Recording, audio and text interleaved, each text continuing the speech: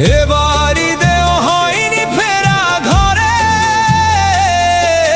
প্রিয়জন ছাড়া ঈদ কাটে মোর একলা অচিনপুরে।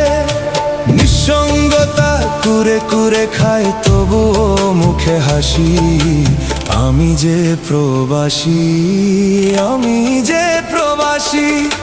সবাই ভাবে